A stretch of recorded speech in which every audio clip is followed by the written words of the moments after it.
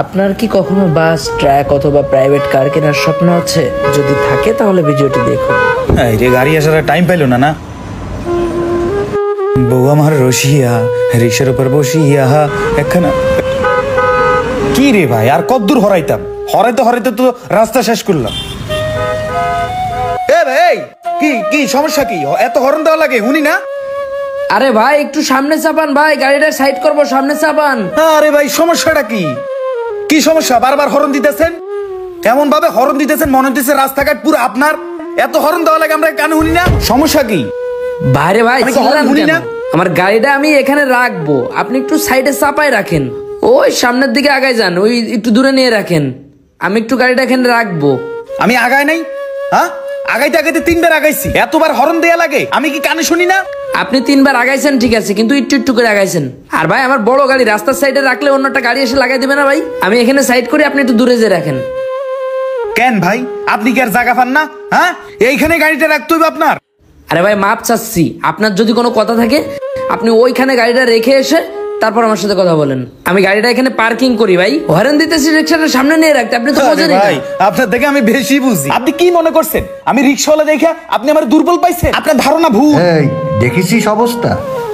চাচা অবস্থাটা দেখেছেন? প্রাইভেটে আইসে বলে ওই জায়গায় দাঁড়া দাঁড়ায় রিক্সাওয়ালার সাথে ভাব নিচ্ছে। মাঝে মাঝে মন চাই একের কানের তলাটা গরম করে দিই। এখন কিছু করতে পারিনি, আগের আমল থাকলি ছিঁড়ে ফেলে দিতাম। ও আগে তুমি কি ছিলে? আরে চাচা, যখন চাকরি করতাম অফিসের বসরে উল্টো পাল্টার জন্য কান টান গরম করে দিলাম। তারপরে চাকরিটা চলে গেল, আর এখন রিক্সা ও চালাচ্ছি। তোমার এই খাজলতির জন্যই তো এখন তুমি রিক্সা চালাচ্ছ।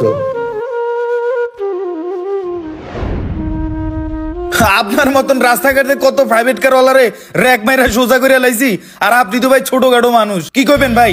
হ্যাঁ, আপনি তো ভাই অন্যায় করছেন আমার সাথে। প্রথমে সম্মান দেখেছি তাই কিছু কই নাই, হরন কি শুনি না? হ্যাঁ, ওইখান থেকে হরন দিতেই আছেন দিতেই আছে। ছাগল নাকি? আমগুলো কি মানুষ মনে হয় না? রিক্সাওয়ালার কি মানুষ না? আপনার গাড়ি প্রাইভেট কার দিয়ে আপনি ড্রাইভার, আমরা কি ড্রাইভার না?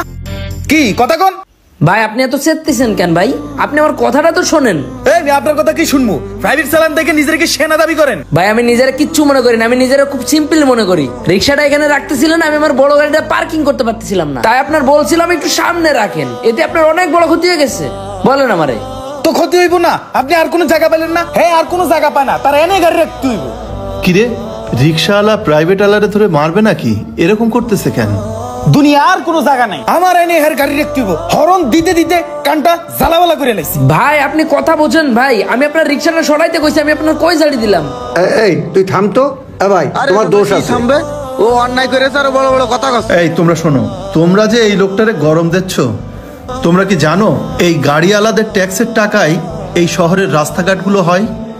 তোমরা কি জানো এরা কি পরিমাণে ট্যাক্স প্রতি বছর সরকারকে দেয়? সরকার সেই ট্যাক্সের টাকা দিয়ে রাস্তাঘাটের উন্নয়ন করে, রাস্তাঘাট করে, আর সেই রাস্তাঘাটেই তোমরা রিক্সা চালাও। তোমরা নিজে কয় টাকা ট্যাক্স দাও বলো তো?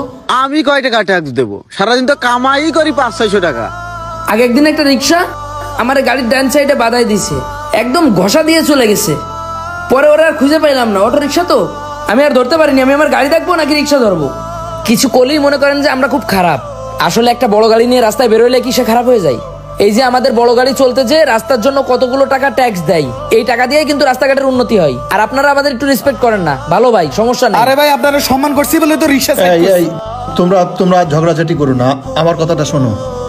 একটা মানুষ যখন একটা শৌখিন গাড়ি কেনে অনেক কষ্ট